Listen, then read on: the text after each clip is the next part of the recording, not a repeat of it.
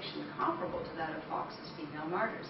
While on one hand they were represented as passive feminine victims of a despotic and corrupt familial and ecclesiastical hierarchy, they also represented the specter of disorderly women, asserting spiritual autonomy outside the patriarchal assumptions that continued to undergird the Enlightenment.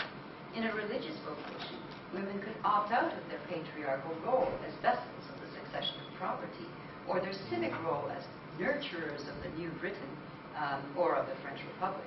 More threateningly, they became females who had rejected their ordained role of sexual and economic subservience. So another reason then convents were regarded as a threat. Not only were they popish and hence anti-British, but they represented female-only communities, often run by female authority figures, a world into which a male could enter only at the cost of his masculinity as a priest and eunuch.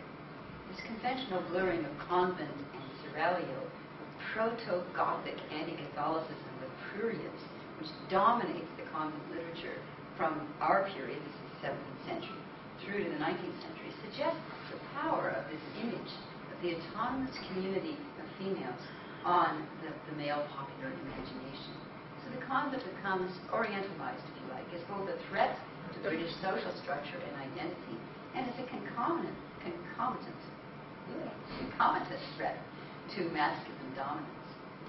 English national identity, there's been a lot done on this in the last 15 to 20 years, is founded on an Orientalist binary, in which on one hand you have Englishness defined as libertarian, democratic, rational, enlightened, masculine, of course, and Protestant, and is defining itself against a Catholic other, which is feminized as despotic, foreign, superstitious, and at one hand decadent, and the other hand primitive. It's all those at once.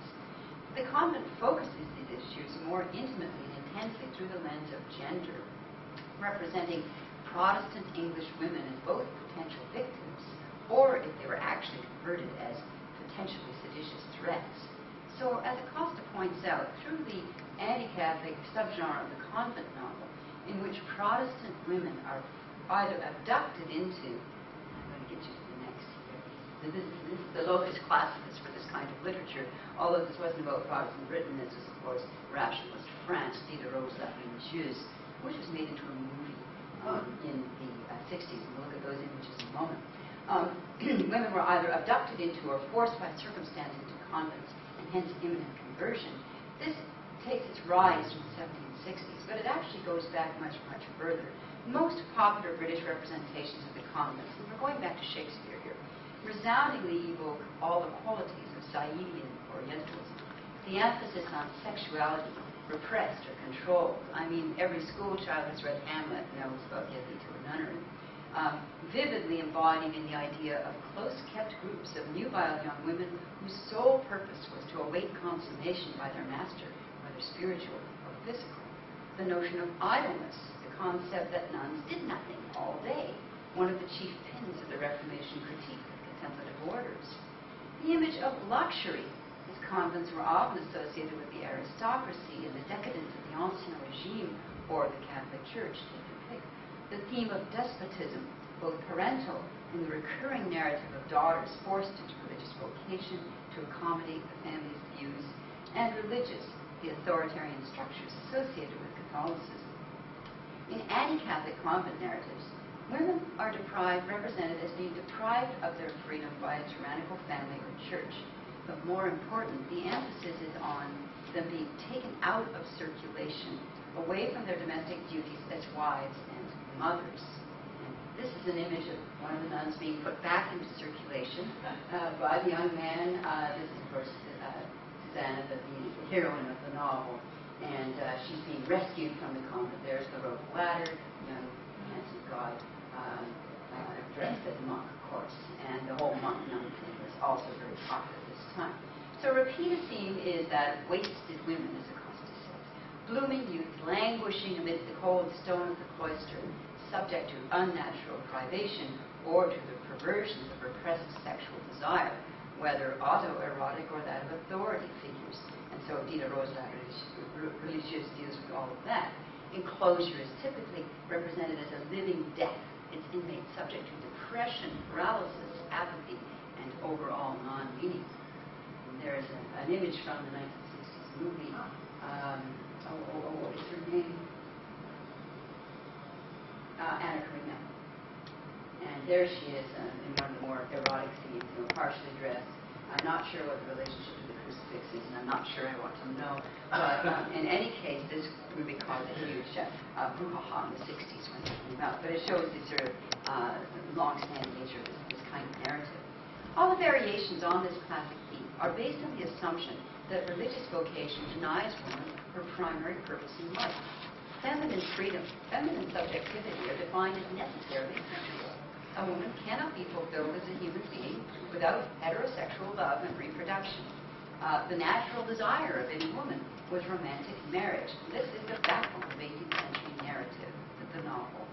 In this way, the bourgeois novel of the 18th century powerfully intertwines the concepts of individual freedom and structured gendered role. Now, the history of female religious orders, these are the nuns of Port Royal, I'll speak about shortly, can be read as a long story of female empowerment struggling with various iterations of patriarchal domination. This appears from the early medieval period where abbesses could celebrate some of the sacraments and had genuine authority, both social and religious, and then reaction again after that in the 13th century. And the Beguines and the Ursulines, later in Canada, the Ursulines were a major part of the colonial culture in 17th century Quebec, and they were an apostolic or external order serving the community. And then finally, Jansenism, which we see here, which was the quietist movement, influential in Estelle's thinking and also in Alexander Pope's, which is probably where I came across it. And they took as their iconic catalyst the nuns of Port Royal. This is an educated community deeply devoted to developing the intellect of both women and men, and also deeply committed to Jansenism, which was a sort of proto-Reformation emphasis on the spiritual discipline and individual autonomy. And of course, they ran afoul of both the king and the pope, and were ultimately closed. They were ejected in 1709. I couldn't find a picture big enough for the ejection to show you. But this is a picture of them supposedly communing in solitude, but no pastoral environment.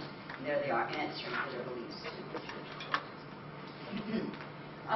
Throughout monastic history, the repeated response of the male establishment to such feminine power was to enforce claustration, to deprive female clerics of the power to perform sacraments, and to enforce the dependence of the female community on the male hierarchy, both economically and spiritually.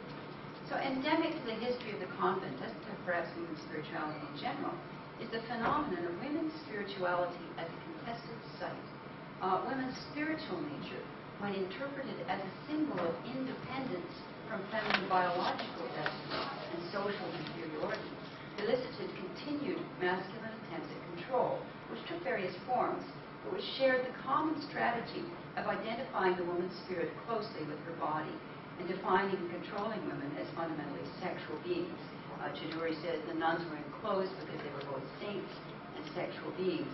Jump ahead to 1698 and Jeremy Collier insisting that because women's bodies are softer and enclosed, so their minds must naturally be modest and compliant. This pattern developed more complex roots following the Reformation and Descartes.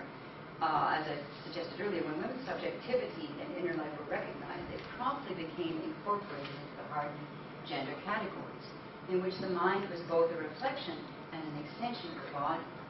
By the early 18th century, the inner spiritual life of women was translated into sensibility, which is a function of the body. One aspect of this phenomenon, then, is a sexualizing of feminine spirituality. It sort of occludes into sensibility, which is a physical as well as emotional thing. And this becomes a kind of metaphoric entering into the privacy of her closet, seen in various voyeuristic representations of women in the privacy of prayer. I'm going to read you one. There is not in nature a more glorious scene than he enjoys, who, by accident, oversees a great and young and beautiful lady in her closet of devotion. I don't know how we got there, but let's leave that aside. All is so